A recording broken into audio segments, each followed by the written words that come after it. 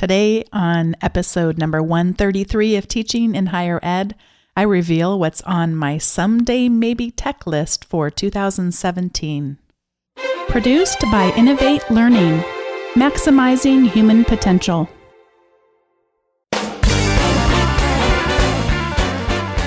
Welcome to this episode of Teaching in Higher Ed.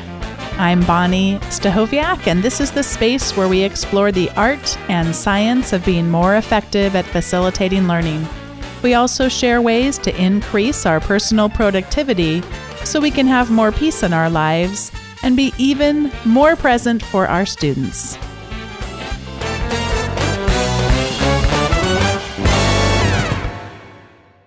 As I've shared about on previous episodes, I keep a someday maybe list. And most recently, I talked about this with Robert Talbert on the episode about getting things done.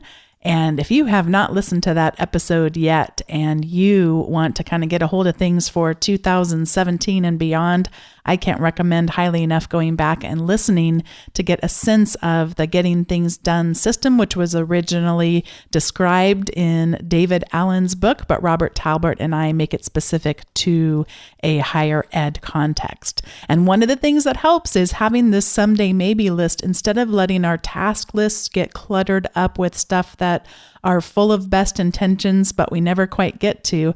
Having this list where we can capture our creative ideas and then having a plan in place to go and review it on a regular basis.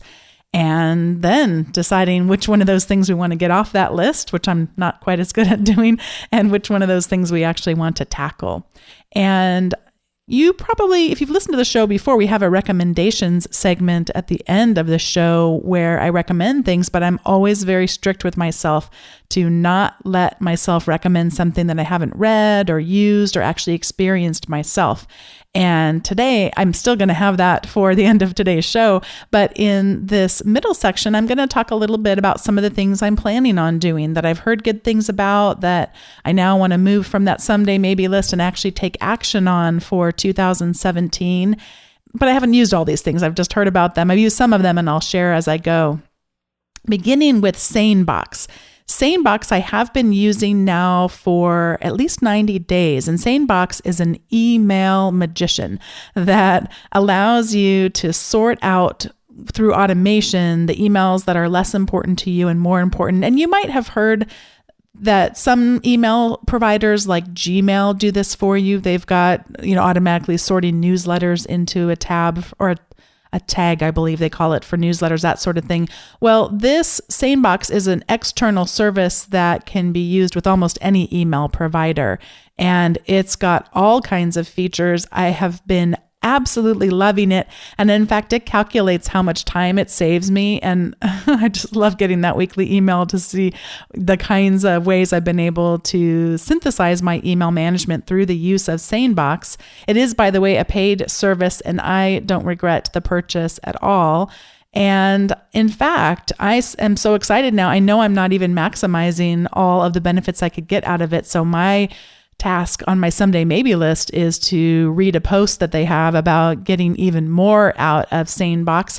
And one of the things I want to make more use of is it has a reminders feature I want to learn more about. But I really recommend, I know it's not the recommendation segment, and I already recommended it on a previous episode, but if you're at all feeling overwhelmed by email and just want to look at a service, they've got a free trial, and I just signed up and have never looked back. The next one I want to check out is an alternative to a program I'm using now called Caffeine. Caffeine is available on Windows and on the Mac, and it simply runs up in the bar at the top of your computer. And whenever you want to shut off the screensaver from coming on, such as if we're about to teach a class, you just click the little caffeine button and it fills up the little coffee cup. And that means that you're not going to have your Mac or your PC go into power save mode in the middle of presentation. Well, I've been really enjoying caffeine, but there's an alternative to it called amphetamine that my husband Dave has been using and says has some improved features. So I'm going to actually make the move which is not as easy as it sounds, because not only will I need to install that app, but I need, of course, to learn what those new features are. But I have an automated Apple script that runs every time I start either a podcast episode or if I start a presentation in a classroom, that automatically goes through and shuts down certain things like Dropbox that I don't want eating up some of the bandwidth, precious bandwidth, while I'm presenting. And it automatically turns on the screensaver thing that I just talked about. So I do have to spend a little bit of time getting it working into my workflow, but it seems like it's really cool. So I've had it up there for a while. I'm going to tackle that now. The next one is that Harvard has a service called H2O, and it is an open source way of collecting, curating, presenting, publishing open source content, and it links with our learning management system, Canvas.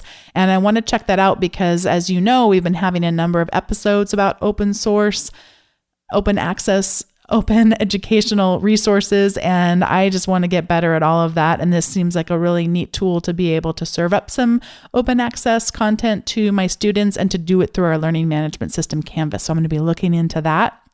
Another thing I want to be looking into are, and we've talked about this on the show too, are mother blogs. And so I have my students blog pretty regularly in my various classes, not in every class, but in a number of them. And what I have been doing to cobble them all together into one place is to use the service called Feedly. And the paid version of Feedly has something called Collections, and that lets me put all of their blogs into one place and have a feed and a place where people can subscribe to, and I can add and remove students, and have a nice centralized place. Well, Feedly is a little bit on the pricier end. I'm trying to look a little bit closer at what subscription services I'm using, and I want to look into mother blogs where through WordPress I could set up a site that automatically could pull into one place, and I think would have some other features that I might like a little bit more as well. I'm not sure that I'll quite get to that for the upcoming classes I'm teaching. It sort of intimidates me a little bit, but it is something that keeps drawing me to it, and I'm going to at least try to do some reading and see if I'm intimidated for needless, or if it's as hard as it doesn't look that hard, but it just intimidates me a little bit. The next service I'm going to be exploring is youcanbook.me. I have been using Time Trade for a long time and like it a lot. Time Trade is what I use to schedule podcast interviews. I also use it to schedule my office hours for students, and I love it because you can block off certain times in the Time Trade calendar. By the way, everything I'm describing you can also do in You Can Book Me as well. And then I can have that, you want to come on the show for the podcast? Here's the calendar we can do that on, and it only shows them the times I'm available. But if someone else books during that time, or if I book an appointment on my calendar during that time, it automatically stops showing that as available on the booking. And You Can Book.me just has some additional features that I'm not getting in terms of customization, especially for when someone actually sets up an appointment, the kinds of rules and the information I can gather on various forms. It just has a little bit more flexibility that I like. And then it also has some team services. So if an entire department wanted to adopt it for everybody's office hours, and there's some really cool ways you can embed things on the web for people's schedules. It just looks like something that will be a good tool for me to check out and transfer to, as something that'll take some time to really figure out how to maximize those additional features. And then next up, I've been using a class planning software for years now that has gone away. And I had thought about first just trying to plan all my classes inside of Canvas, our learning management system, doing that through the calendar, or doing that even through ungraded assignments, just some way of showing students, here's where our class is meeting, here's what we're going to talk about, here's any materials that I use. And especially if students have to miss, it makes it nice where they can know what they may need to take care of to address the classes that they miss. but it's just not as good as the class planning software that I had been using for that purpose. I have not quite mastered that, and I've watched a couple of webinars that people were showing what they were doing, and I'm just not quite there yet. So I need to check out a web-based tool called Planboard, and I've been playing with it a little bit. It looks pretty good. The one huge downside for me is that it doesn't have the ability for me to sync it with my calendar. And I really like that syncing feature. It's just nice to only have to look at my calendar to see what the topic of an upcoming class is, as an example. So I'll be having to explore that a little bit more and see what's possible. You've probably heard me talk about before on the show a quizzing a quizzing web-based tool called Kahoot. That is a hoot, no joke. And it's kahoot.it, by the way. I always type in kahoot.com and it's not the right place. So kahoot.it. And they now have a team mode that came out in the last few months that I want to check out and start using in my classes. I did announce on a former show about the Quizlet team mode. Quizlet is a flashcard based tool. And that team mode just brought so much excitement into my classroom that I'm just excited to see what Kahoot's one is like. I think that'll be a fun way to use it with my students and also with our faculty, as I have some responsibilities related to faculty development. I think it'll be fun to play with them. And we have used the individual mode, but I think the team mode might bring a little bit of additional sort of opportunities for people to connect in workshops and faculty meetings and so on. I do like to incorporate interactive pieces when I'm presenting, when I'm teaching, and sometimes the audience, it makes a good opportunity to do that through Twitter. And there is a service I read about called Backdraft that will allow you to pre-populate some tweets that you might want to tweet out during a presentation. And that's just something I want to look into and see if that would work, again, either for my teaching or for a presentation that I give coming up. Another service that I use, not as much as I would like to, I talked about SaneBox being a service I absolutely love, but just know I'm not leveraging to its fullest, is If This, Then That. And If This, Then That is a seemingly simple service that says, if something happens over here, then do this thing over here. And I have a very simple If This, Then That recipe set up, and it is, if the forecast calls for rain, to send me, I don't know if it's an email or a text, but one or the other, saying, hey, bring an umbrella. Make sure. And because we probably need to get some more umbrellas. I should put that on not my someday, maybe my for sure to-do list. But even sometimes then you have an umbrella in the car and then you take it out and you leave it to dry in the garage and you forget to put it back in the car and then it's pouring rain. So it's nice to have these little reminders. Yes, I'm sorry to be mentioning this. I live in California. We have really good weather, so it doesn't rain that often for us. And it's just nice to have that little reminder if it is going to rain, to make sure that we have the appropriate tools that we need in the car, like umbrellas. Another tool that I get a lot out of, but even know I could get more, is called Text Expander. And Text Expander is specific to the Mac, but I have talked about before, there are text expansion tools for Windows, such as Breevy, Breevy. And it's just this whole idea that no matter what kind of computer we're using, or even on our phones or our tablets, that we can type in a couple of keystrokes and automatically have text or images appear. The most basic example of this would be typing in, for me, a couple of letters and then automatically having the appropriate signature show up, depending on whether I want a signature appropriate that would be relevant to students or to potential podcast guests or to students in a graduate program I teach. And those are all different programs, all different needs for different websites to be referenced or what have you in the signature line. And that makes for an easy way to do it.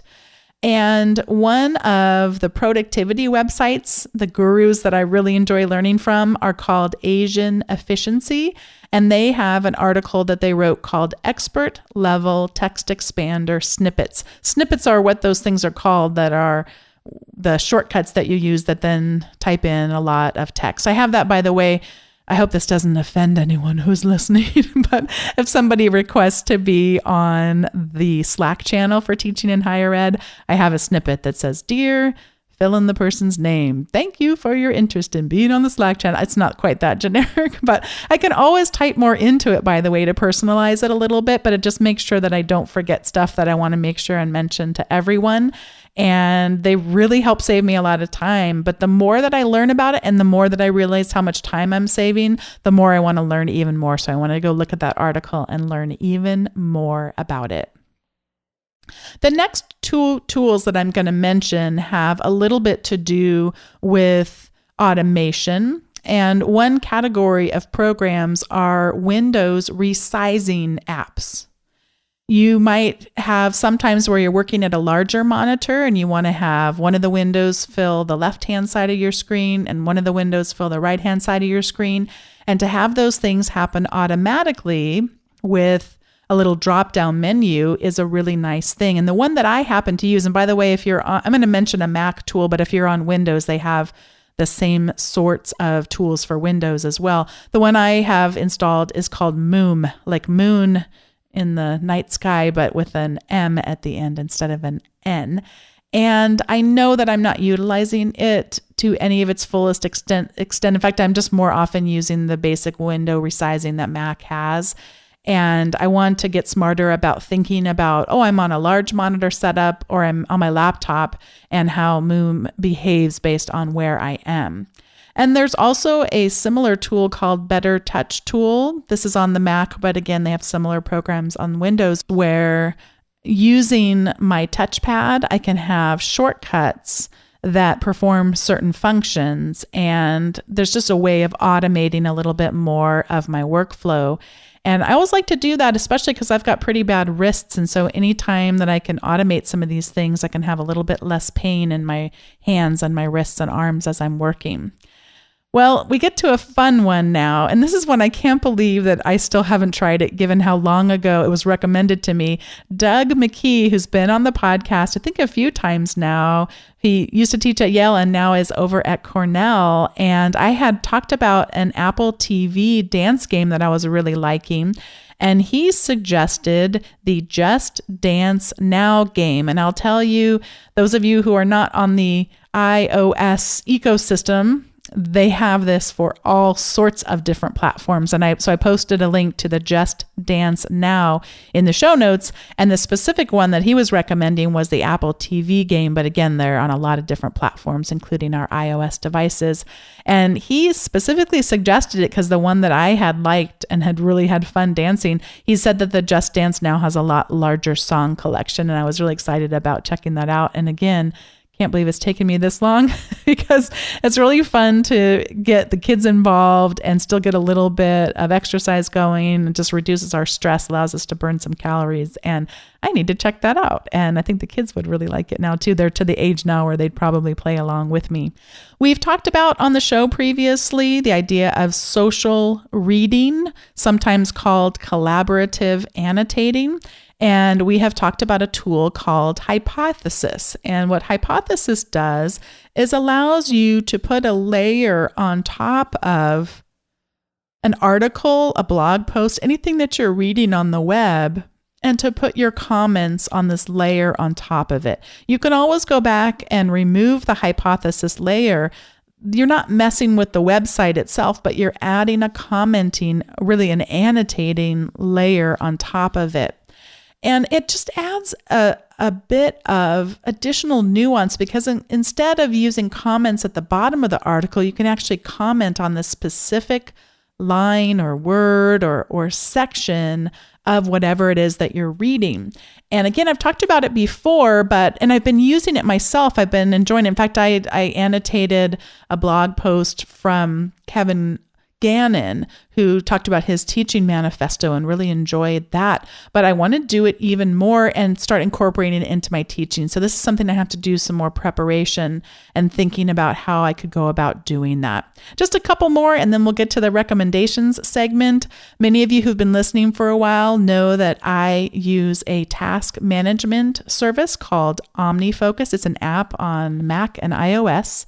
And my apologies, this is one of the ones that is not available on Windows, although I suspect there's probably something out there like it. So if you know of one, please let me know. But what this tool lets me do, I haven't tried it yet, but again, I've got an article that I'm going to link to in the show notes that talks about how to do this, is have a hotspot, a folder on my computer that any document or file that I drag to it will automatically create a task for me inside of OmniFocus. And I can only imagine how much this would help for grading. I've got all these papers I need to grade. And even though a learning management system is kind of like your own task management system in itself, obviously when you grade somebody's paper, it kind of goes away from the queue. But I still like to sometimes have that in my main task management system so that everything's all in one place. And I have the ability to see really what my grading workload looks like. Instead of just grading, I need to know, well, how many papers are we talking about here? How long do I predict it will take me to grade each paper, etc. And there's something too about seeing it more holistically in relation to the other tasks that I have on my plate for a given day. And there's also something about checking it off that I really like too, that shows me it helps me motivate. Oh, one more, we can get through one more, that kind of thing. And speaking of which, I recognize my language as I'm saying it, get through. I'm challenged by so many of the higher ed experts who have been writing about that since we can't stand grading so much, maybe we should make assignments that are worthy of our joy and excitement to grade. And it's something I'm doing a lot of thinking about how I might get better at doing that too. So please forgive me, I'm not there yet. At any rate, I'm looking forward to looking at this hotspot for grading and thinking about how I could have a way of just dragging files to a folder and having them automatically show up as a task of something I need to do in my task manager, which is called OmniFocus. And the last one here on the list before we get to the recommendations segment is all about health. And you might remember I use an Apple Watch and really do enjoy the ability to just be more mindful as to what is going on in terms of my exercise, how much I've been sitting in front of a computer. It'll tap me and say, hey, you haven't stood up at all this hour. It's time to get out of that seat and do a little bit of walking around for at least a minute. And I really enjoy that. But what it doesn't give me as much of is a historical look at how I've been doing. Just the visual way that it communicates it isn't quite to my liking. It doesn't go quite as far. It's really, really good, but doesn't go quite as far. And I saw an article that I have in my Someday Maybe list. I've linked to it. That's to an app called Activity. I don't know if it's plus, it's 2 plus signs. So I'm not sure how they refer to it. But I'm really looking forward to having a little bit even more motivation in terms of being able to see my patterns over time. And I've loved the Apple Watch so much for what it's done for me, but think that this app may even be a little bit better than the tracking tools that are the default ones. This is the time in the show where I give a recommendation. And again, this is something that I have used. It's not my Someday Maybe list. I took it off of that. It is Dropbox Paper. And I've been a big fan of Dropbox pretty much since I started using it years and years ago when it first came out. And they now have a competitor service to Google Docs in that you can have a document that 2 people or more are working on at the same time. And it's just a real nice interface, the ability to include photos and checklists and all different kinds of items in it. It's just a really nice interface. It was super easy to use. You can make comments on it, everything that you might expect with social writing, collaborative writing. And I would recommend if you are a Dropbox user, that you might want to consider using Dropbox Paper. And again, if you already have people that you're connected with who you're collaborating with on Dropbox, it's just a really nice way to do more collaborative writing. If you're not already on Dropbox, I don't suggest that this is worth you changing. It's just once you already have a network of people that you've set up via, that their email addresses that they use for a given account, it makes it really nice. But if you're already on Dropbox and again, have people you're sharing files with, etc., it's a really good tool and I recommend that one. Thanks so much for listening today to today's Teaching in Higher Ed episode 1 133. And if you want to get to the show notes and add any comments on the episode as to what you are considering on your someday maybe list for 2017, I would love to see those things. You can comment at teachinginhighered.com/133. And speaking of collaboration, if you want to try something new, maybe we're using Slack to collaborate a little bit more privately with members of the teaching and higher ed community. So if you go to teachinginhighered.com/Slack, you can put in a request to join us in that part of the community there on Slack. It's been fun to collaborate with people that way. Thanks so much for listening. I'm looking forward to a great year, 2017. Teaching in Higher Ed, already have a lot of great guests booked and look forward to more ideas that are coming in. Thanks so much for listening, and I'll see you next time.